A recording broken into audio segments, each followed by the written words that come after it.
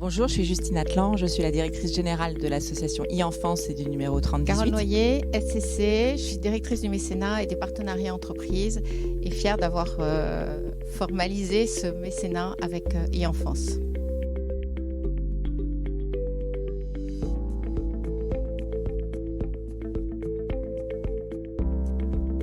Justine, il me semble que ça fait 17 ans que tu es chez e-Enfance. Est-ce que tu peux nous la présenter, cette association, et en plus nous parler de quelque chose de marquant que tu as vécu durant toute cette période ? Alors effectivement, ça fait 17 ans que je suis chez e-Enfance et 17 ans qu'e-Enfance existe d'ailleurs, parce que j'étais quasiment à la naissance de l'association. Donc e-Enfance, c'est une association spécialisée sur les usages numériques des enfants et des adolescents et l'accompagnement à ce qu'on appelle la parentalité numérique, c'est-à-dire permettre aux parents d'élever leurs enfants aussi dans cette sphère-là où ils passent leur vie, avec tous les usages du numérique. Donc le numérique pour les enfants, c'est de la recherche d'informations, de la rencontre de copains, de la consultation de vidéos, jouer, être sur les réseaux sociaux évidemment beaucoup, créer des contenus, s'exposer en ligne, enfin voilà, toute une vie en fait, et sur lesquelles les parents peuvent plus aujourd'hui être absents parce que sinon ils ratent quand même la majorité quasiment de la vie de leur enfant. Qui enfant c'était très précurseur puisqu'en 2005 quand elle est née, elle est née avant Facebook, elle est née avant l'iPhone, donc on a vu apparaître ces nouveaux outils qui ont créé des nouveaux usages mais qui ont aussi créé des nouveaux risques comme notamment le cyberharcèlement qui est vraiment lié aux réseaux sociaux et aux smartphones. Alors quand le fait marquant, c'est vrai récent, parce qu'en 17 ans il y en a eu beaucoup, on peut parler de la dernière année qu'on a vécue où finalement le sujet du cyberharcèlement a été porté par la première personnalité de l'État qui est le président de la République qui pour la première fois effectivement a incarné ce sujet lui-même en recevant à l'Élysée des enfants et des adolescents victimes de cyberharcèlement qu'on a accompagnés avec lui et il a passé 2 heures avec eux pour entendre ce que c'était qu'aujourd'hui la vie d'un adolescent qui souffre sur les réseaux sociaux et comment effectivement le gouvernement pouvait à un moment aider en tout cas et accompagner à résoudre ces problèmes. Et il faut remercier à cet égard Brigitte Macron, son épouse, qui soutient e-Enfance depuis 2018 maintenant et qui va continuer à travers la Fondation des hôpitaux qu'elle préside à nous soutenir pendant encore 3 ans au moins, qui a évidemment œuvré beaucoup aussi auprès de son mari pour que ce sujet soit porté par la première personnalité de l'État. Voilà.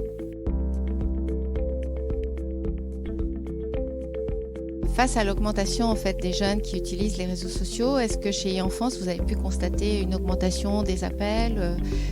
Tu peux nous en dire un petit peu plus là-dessus ? Alors c'est vrai que forcément, ces dernières années, les usages ne font qu'augmenter parce que à la fois les outils se démultiplient, les téléphones portables, les tablettes maintenant, les réseaux sociaux, il y en a de plus en plus. Les usages rajeunissent, comme on dit, c'est-à-dire que les enfants sont de plus en plus tôt équipés par leurs parents de téléphones ou de tablettes, ce qui les rend de plus en plus présents plus tôt sur les réseaux sociaux. Donc ça fait beaucoup plus de jeunes présents en ligne.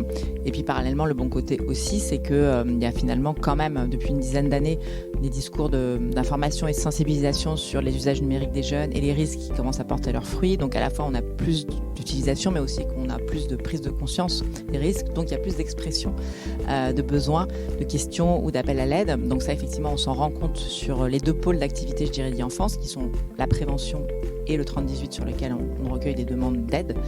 Alors sur la prévention c'est vrai que les demandes d'intervention dans les établissements scolaires notamment ne font que croître.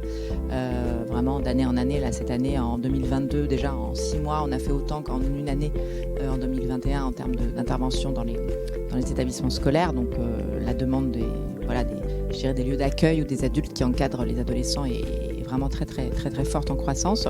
Et puis sur le 3018, c'est pour ça aussi que ce numéro est devenu un numéro court national, c'est qu'en finalement depuis la crise du Covid, les usages numériques des jeunes ont vraiment explosé, en tout cas sont plus visibles par les adultes et les jeunes eux-mêmes, heureusement d'ailleurs ce qui est très bien, prennent conscience du fait que parfois ils n'arrivent pas tout seuls à se débrouiller avec des situations qu'ils rencontrent en ligne et ils acceptent de demander de l'aide, mais ils ont identifié qu'il y avait un lieu qui était là pour eux, qui est le 3018, où ils peuvent demander de l'aide, on respecte leur anonymat, leur confidentialité et puis on est efficace. Parce que finalement, sur le 3018, la valeur ajoutée qu'on a, c'est qu'on peut demander à un réseau social en direct de supprimer un contenu ou un compte qui nuit à un jeune. Et dans l'heure qui suit nos signalements, ils sont capables de couper la viralité d'un contenu ou d'un compte. Donc ça, c'est très efficace. Et donc notre activité, effectivement, elle ne cesse, je dirais quasiment de jour en jour d'augmenter, mais pas que pour des mauvaises raisons, pour aussi des raisons de sensibilisation qui est plus efficace. face à l'augmentation de ces appels, de votre croissance, SCC, en tant qu'acteur engagé et responsable, continue son soutien vis-à-vis de vous. Pour nous, c'est très important. On a une responsabilité vis-à-vis des mineurs face au cyberharcèlement, et c'est pourquoi notre convention de mécénat, chaque année, est reconduite à la fois en mécénat de compétences, en mécénat financier et en mécénat don en nature pour vous fournir le matériel et logiciel nécessaire. Voilà, mais on est ravis de cette relation de confiance que l'on a déclarée depuis 7 ans maintenant, et c'est quelque chose qui sera important pour l'avenir de nos jeunes, des parents aussi, souvent les parents ont des questions, et puis aussi le corps enseignant. En tout cas, bravo pour votre action avec le 30-18. Justine, quelles sont aussi tes autres missions en dehors d'e-enfance? Je crois que tu en as pas mal. Alors, c'est pas vraiment en dehors d'e-enfance, parce que c'est quand même au titre, effectivement, de l'expertise que j'ai pu développer depuis 17 ans.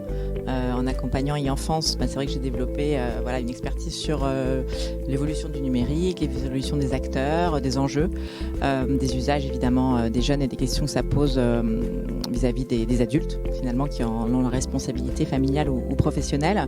Et à ce titre-là, je suis consultée sur un certain nombre d'institutions, qu'elles soient indépendantes, qu'elles soient publiques, qu'elles soient des entreprises privées aussi, qui consultent finalement, qui font appel à mon expertise. Donc il y a des observatoires de la haine en ligne de l'Arcom, il y a des think tanks comme Renaissance Numérique dont je suis vice-présidente, et il y a aussi des acteurs privés comme un certain nombre de réseaux sociaux, donc TikTok dernièrement, puisque c'est le dernier safety board, comme on dit, européen, que j'ai rejoint pour finalement leur permettre de consulter des experts européens, dont moi, qui représente la France, quand ils réfléchissent à des améliorations qu'ils peuvent mettre en place sur leur plateforme pour mieux protéger les jeunes, mieux accompagner les parents dans leur rôle, y compris sur leurs réseaux sociaux.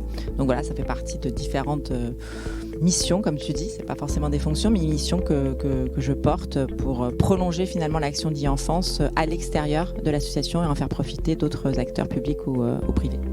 Merci beaucoup Justine pour ce témoignage. J'espère qu'il y en aura d'autres. L'idée, c'est de marteler le numéro 3018, l'application 3018 pour la protection des mineurs, et on essaiera de faire d'autres vidéos pour diffuser ce message très important. Merci encore. Merci à toi, Carole, depuis 7 ans de nous accompagner au nom de SCC, et merci à SCC évidemment de ce mécénat qui nous soutient et qui nous accompagne dans notre développement et qui est évidemment essentiel pour un acteur associatif comme e-enfance et le 3018. Merci beaucoup, à bientôt.